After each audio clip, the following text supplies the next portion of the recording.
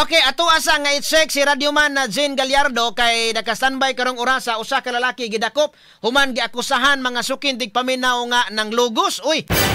Sa iyahang silingan naunsa na ba ni di naman po lugos mga sukintig paminaw.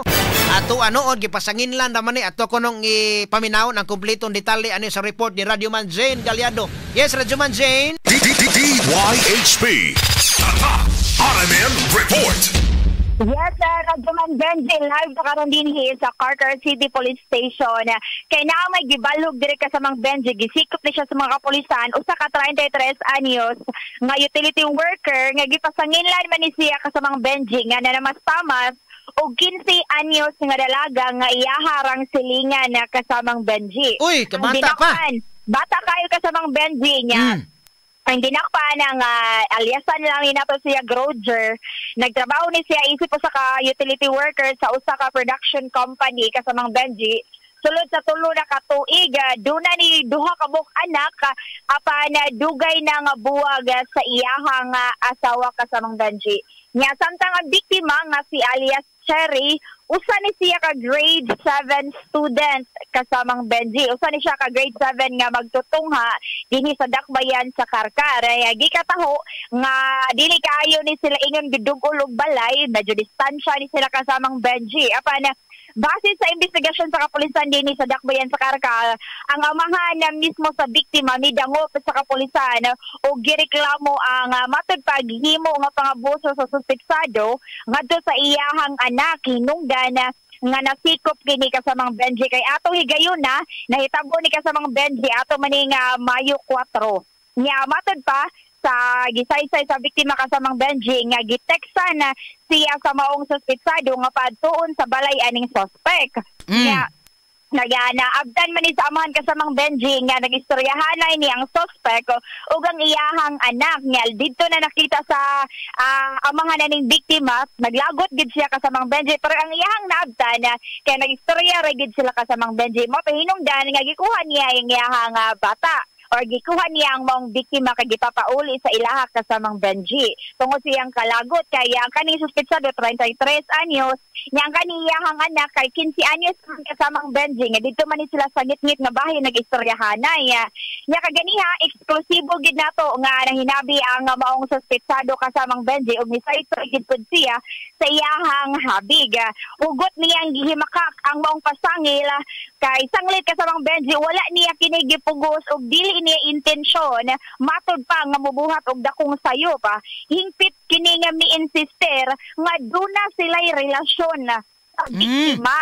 Na sila'y relasyon matod pa sa suspect sa mga Benji din usa na katuig nila kining gitago kaya sila andam kasamang Benji nga ipahibaw kay matod pa sa agwat sa ilahang edad ug dili pa pud musugot ang ginikanan sa biktima. Mao tong gitago nila sulod sa usa ka tuig kasamang Benji. Uy. Nya satanay ra ni sila kasamang Benji nga magkita kani adlaw magkita apan miangkon pud ning maong suspetsado nga dili lang kay kausa nga nanay nahitabo nila kasamang Benji ug gud niyang giangkon nga nanag din nga hitabo gid nila kapila na kahigayon kasamang Benji apan matod niya dili gid kini pinugos so kundi nahog nga sinabutan gid nilang duha kasamang Benji tungod sa nabuo nilang nga relasyon. Pila to edad sa laki kasamang Jane?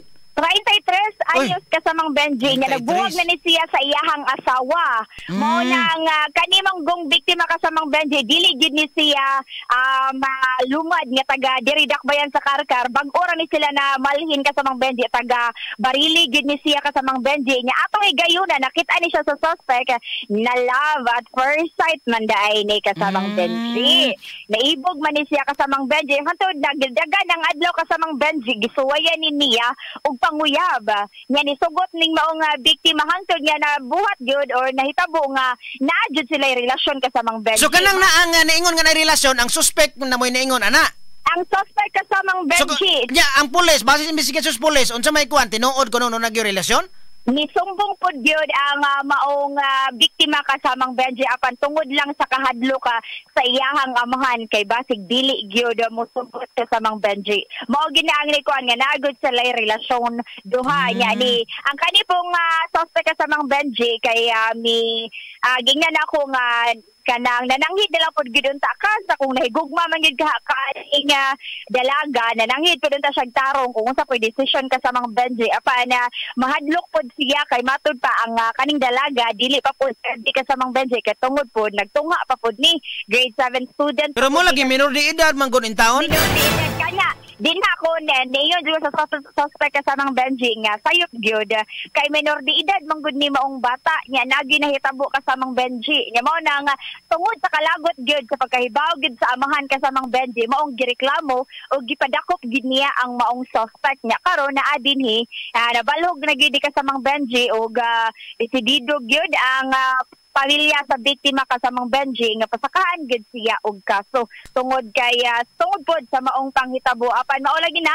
gihingpit gid niya nga gihima ka sa mga Benji sa suspect nga dili gyud pinugos ang maong panghitabo tungod kay naa man sila relasyon ka sa mga Benji. Pero base sa ato ang nakuha po diri nga kanang nahadlok po ning maong biktima kay matud pa kanang gibaharan po di siya sa suspect kasamang Benji mo na ang investigasyon sa atong kapulisan nga nahadlok ang biktima nga musumbong bisan pagkapila na ni siya na hilabdan tungod sa kahadlok kasamang Benji nga gibaharan na siya nga patyon sa suspect mao wala gid siya kadayon og sumbong po da kasamang Benji sa mga kapulisan nya karon nga ang amahan na gyud ang nireklamo maong desidido gid sila nga mawasaka og kaso kasamang Benji. Okay. So far, mauna atong nakuha nga kasayuran dinhi sa Dakbayan sa Karkar kasamang Benji. Kauban ako sa tong RMN Patrol.